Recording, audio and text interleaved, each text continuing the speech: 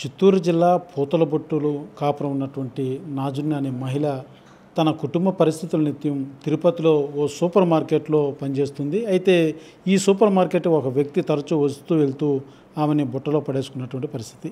బుట్టలో పడేసుకున్న తర్వాత ప్రేమించాడు, పెళ్లి చేసుకుంటానన్నాడు, గర్భవతిని చేశాడు. తీరా ఇప్పుడు నీ కడుపులో పెరుగుతున్నటువంటి బిడ్డ ఎవరైతే పుట్టిన తర్వాత DNA టెస్ట్ చేసి అతను నా బిడ్డో కాదు తర్వాత తేల్చినాక నీతో నేను సావాసం చేస్తాను, నీతో కాపురం చేస్తానంటూ తెలియజేస్తున్నటువంటి పరిస్థితి. ఇప్పుడు ప్రస్తుతం ఆ మహిళ రోడ్డుకి ఎక్కింది. అసలు ఏం జరిగింది, అసలు ఈ ప్రేమ వ్యవహారం ఏంటో ఒకసారి ఆ మాటలు తెలుసుకుందాం.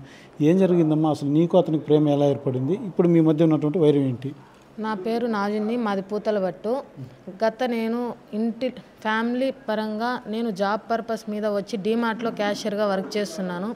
నాకు అక్కడికి వచ్చిపోతూ వినయ్ కుమార్ అనే అబ్బాయి ఆటోనగర్కి సంబంధించిన అబ్బాయి పరిచయం అయ్యి నేను నిన్ను తప్ప ఇంకెవరిని పెళ్లి చేసుకున్నాను హామీ ఇచ్చి ప్రేమ పేరుతో మోసం చేసి గర్భవతిని చేసి ఇప్పుడు నా జీవితాన్ని రోడ్డు మీద తెచ్చిపెట్టాడు.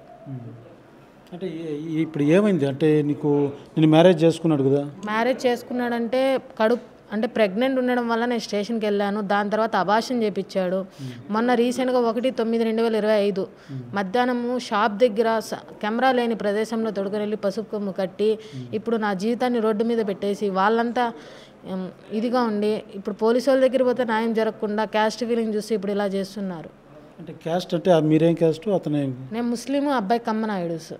అంటే మీరు అప్పుడు క్యాస్ట్ అనేది అప్పుడు ఏదైతే నేను ప్రెగ్నెంట్ చేసినప్పుడు కానీ నేను పెళ్లి చేసుకుంటాను అన్నప్పుడు ఎప్పుడు మీ మధ్య క్యాస్ట్ ఫీలింగ్ రాలేదు? ఎప్పుడు క్యాస్ట్ ఫీలింగ్ రాలే. ఇప్పుడు ఇంత వైరల్ అయిన తర్వాత క్యాస్ట్ ఫీలింగ్ చూస్తూ దాన్ని ఇది చేస్తున్నాడు. అంటే ఏంటి ఇప్పుడు ప్రధానంగా ఇప్పుడు ఎవరు చూడకుండా బొట్టు కట్టే విధంగా నువ్వెలా ఒప్పుకున్నావు? అంటే నా దగ్గర ఎవరు చూడకుండా నా దగ్గర ఆల్రెడీ అబ్బాయితో నేను తిరిగిన ఫొటోస్ అన్నీ ఉన్నాయి. బట్ అబ్బాయి ఎవిడెన్స్ కోసం ఫోన్ పగలగొట్టేశాడు. నా ఫోనే పగలగొట్టేశాడు. నా దగ్గర ఉన్న ఎవిడెన్స్ అయితే ఉన్నాయి, అబ్బాయితో కలిసి ఉన్నాను అనేసి ఎవిడెన్స్. అబ్బాయి నేను తీసుకున్న ఫొటోస్, ఈ ఫొటోస్ అన్ని రూమ్లో తీసుకున్న, అబ్బాయి తీసుకున్న రూమ్లోనే నేను తీసుకున్న ఫొటోస్.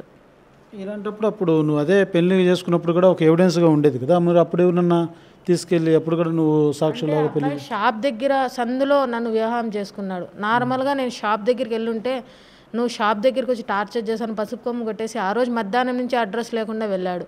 పోలీసు వాళ్ళకి ఎంత చెప్పినా కానీ ఎంత చేసినా కానీ వాళ్ళు అస్సలు పట్టించుకోవడం లేదు. అసలు ఎన్నేళ్ళకి సాగింది మీ ఇద్దరి మధ్య ప్రేమ? మార్చ్ ఎండింగ్ నుంచి, ఈ ఇయర్ మార్చ్ ఎండింగ్ నుంచి. ఇప్పుడు వాళ్ళ తల్లిదండ్రులు కలిసారా? మీ ఇంట్లో తల్లిదండ్రులు ఏమంటున్నారు? మా తల్లిదండ్రులు ఏమంటున్నారు, నీ భర్త నీ కడుపు చేశాను, నువ్వు చూసుకో. మా అత్తగారు వాళ్ళు నీకు DNA టెస్ట్ చేసి మేము తొడుకోబోతాము. అంటే DNA టెస్ట్ ఎప్పుడు చేస్తారు? బిడ్డ పుట్టిన తర్వాత DNA టెస్ట్, బిడ్డ ఎంట్రుకలు తల్లి ఎంట్రుకలు కంపేర్ చేసి ఓకే అయితే నేను తొడుకోబోతాను. అప్పుడు దాకా తీసుకోబోను, నువ్వు ఇది చూసుకో. పోలీసు వాళ్ళు కూడా కానీ ఒక అన్యాయం అయిపోయిన ఆడబిడ్డ రోడ్డుకి ఎక్కింది అంటే అసలు ఇంత ఇర్రెస్పాన్సిబుల్గా డ్యూటీ ఎక్కడ చేయరని నేను ఇప్పుడే చూస్తున్నా ఫస్ట్ టైం.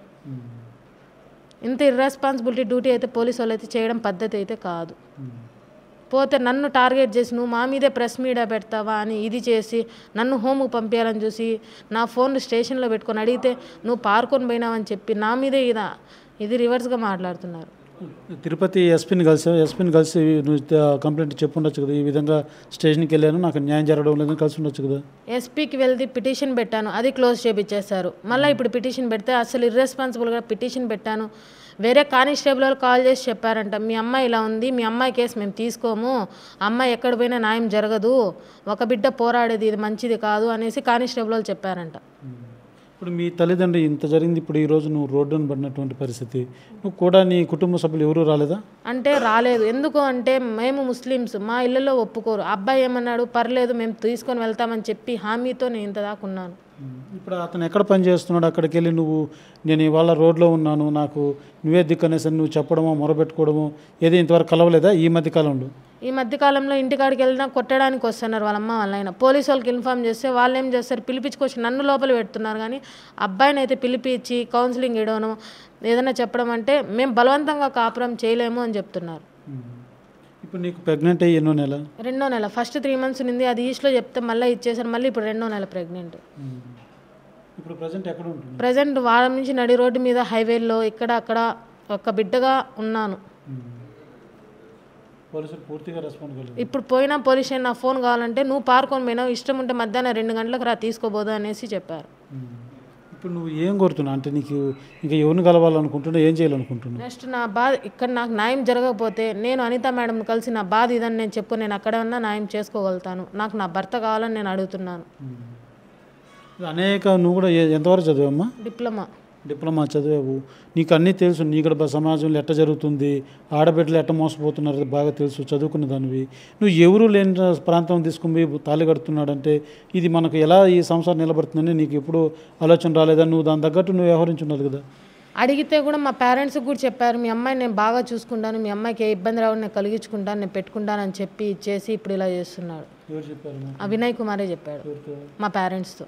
అప్పుడు మీ పేరెంట్స్ ఒప్పుకున్నారు? అప్పుడు మా పేరెంట్స్ ఒప్పుకున్నారంటే సరే అది మీ ఇష్టం నాయన, మీరిద్దరు హ్యాపీగా ఉంటే మాకేం ప్రాబ్లమ్ చేసుకోండి అని వాళ్ళు కూడా చెప్పారు. నువ్వు ఇన్ని రోజులు ఇక్కడ తిరుపతిలో ఎక్కడ ఉండేదానివి? ఎప్పటి నుంచి ఉన్నావు ఇక్కడ? నేను తిరుపతిలో డిసెంబర్ ఎండింగ్ నుంచి హాస్టల్లో ఉన్నాను.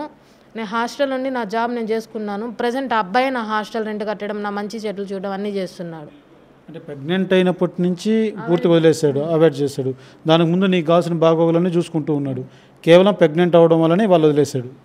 అంటే కామ కోరికలు తీర్చుకొని వెళ్ళాడన్నా ఏమన్నా? అది మీరు చెప్పేదాన్ని బట్టి కామ కోరికలు అంటే నాకు ప్రేమ పేరుతో మోసం చేసి ఇది చేశాడు. అంతే కదా. ఇప్పుడు నిన్ను మనస్ఫూర్తిగా ప్రేమించి మీరిద్దరు ప్రేమించుకున్నప్పుడు, ఇప్పుడు బిడ్డను కన్నప్పుడు ఇప్పుడు మాత్రం అడ్డం అనుకుని వదలడం కరెక్ట్ కాదు కదా. ఇప్పుడు ఏ రకంగా మీ బంధం అనేది? అదే ప్రేమ పేరుతో మోసం చేయడమే. ఇప్పుడు ఈ ఫోటోలో మీరు దిగినవన్నీ అంత బాగా చూసుకున్నాడా నువ్వు ప్రెగ్నెంట్ కాకముందు? బాగా చూసుకున్నాడు. ఈ 10 రోజుల నుంచే ఇప్పుడు ఇంత ఇదిగా దొంగతనంగా దాంకొని తిరగడము అన్నీ చేస్తున్నాడు. అంతకుముందు కూడా రోజు వస్తున్నాడు, అన్నాడు, అన్నీ చేస్తున్నాడు. ఇప్పుడు నీ పరిస్థితి ఎలా ఉంది? అంటే ఇప్పుడు రోడ్డు మీద ఉన్నావు, నీ పరిస్థితి ఏంటి? ఇప్పుడు నీకు పోలీసులు న్యాయం చేయలేదు అంటున్నావు. ఇంకా నీ బిడ్డ నువ్వు కనేదాకా ఇప్పుడు 2వ నెల, ఇంకా 8 నెలలు వెయిట్ చేయాలి. బిడ్డను కానీ నువ్వు నిరూపించుకొని నువ్వు అతనికి భార్యగా పోవాలనుకుంటున్నావా? లేకపోతే నీ పరిస్థితి ఏంది? నేను నిరూపించుకొని అది వాడి బిడ్డ అని నేను నిరూపించుకొని అయితే నేను అత్తగారింటికి అయితే వెళ్ళాలనే కోరుకుంటున్నాను. మరి ఎప్పటిదాకా నీ జీవనం ఎలా సాగుతుంది? ఎప్పటిదాకా ఇప్పుడే రోడ్డు మీద ఉన్నావు, నువ్వు కడుపుతో ఉన్నావు, రేపు హాస్పిటల్ పోవాలి, చూపించుకోవాలి, అనేక సమస్యలు ఉంటాయి. నువ్వు ఎలా తట్టుకోగలుగుతావు? ఆ న్యాయం కోసమే నేను స్టేషన్కి వెళ్ళినా వాళ్ళు ఏమి ఇంత ఇర్రెస్పాన్సిబుల్గా డ్యూటీ చేస్తున్నారు. నేను ఇక్కడ న్యాయం జరగకపోతే అనిత మేడంని 2-3 రోజుల్లో కలిసి నా బాధ చెప్పుకొని నేను ఇచ్చేసుకోవాలని నేను చూస్తున్నాను. కలవలేని పరిస్థితి ఏర్పడితే కలిసి అంతదాకైనా వెయిట్ చేశాను, నేను కలిసి మాట్లాడి నా బాధ చెప్పుకొని నేను తీర్చుకొనైనా రాగలుగుతాను. ఈ బాధ నీ వయసు ఎంతమ్మా? 21. నువ్వేం చెప్పదలుచుకున్నావు? అంటే ఇప్పుడున్న యూత్ కావచ్చు, అనేక మంది ఇదే రకంగా చాలా మంది కూడా నీలాగే నమ్మి ప్రేమలో పడి, అంటే ప్రెగ్నెంట్ అయ్యేంత వరకు బాగా ప్రేమానురాగాలతో ఉంటారు. ప్రెగ్నెంట్ అయిన తర్వాత లేకపోతే కొన్ని రోజుల తర్వాత అమ్మాయిలు వదిలేస్తున్నారు. ఇలాంటివన్నీ చూస్తుంటే నువ్వేం చెప్పదలుచుకున్నావు ప్రజలు అమ్మాయిలు? నేను ప్రజెంట్ ఉన్న జనరేషన్ నేను చెప్పడం అంటే ప్రేమ అన్నప్పుడు ఇంట్లో ఒప్పించి పెళ్లి చేసుకొని మళ్ళీ ప్రేమించడం అనేది ఇది. అంతకుముందే ఇదన్నారంటే అమ్మాయిల జీవితాలు నాశనం అయిపోతారు, మగవాళ్ళకైతే పోలీసు వాళ్ళు న్యాయం చేస్తారు. డబ్బులకు అమ్ముడు పోయారు అనేసి ఇప్పుడు మొత్తానికి డబ్బులకైతే అమ్ముడు పోయి ఇచ్చేస్తున్నారని తెలుస్తుంది సొసైటీ. లేదు, ఫోన్ తీసుకున్నారు, ఫోన్ అన్నీ ఫోన్ ఇస్తానన్నారు పోలీసు వాళ్ళు. వేరే మేడం తీసుకున్నారు, 2 గంటల పైన రాయిస్తాము అన్నారు. నాకు న్యాయం జరగలేదు. నాకు సాయంత్రం 5:30కి ట్రైన్ ఉంది విజయవాడకి. నేను ఆ మేడం కలవాలని నేను బయలుదేరుతున్నాను సాయంత్రం. నువ్వు ఇక్కడ పని కేవలం నీ కుటుంబం పరిస్థితులు బట్టి నువ్వు ఇక్కడ పనిలో చేరావు. ఎన్ని రోజులుగా చేస్తున్నావు అక్కడ?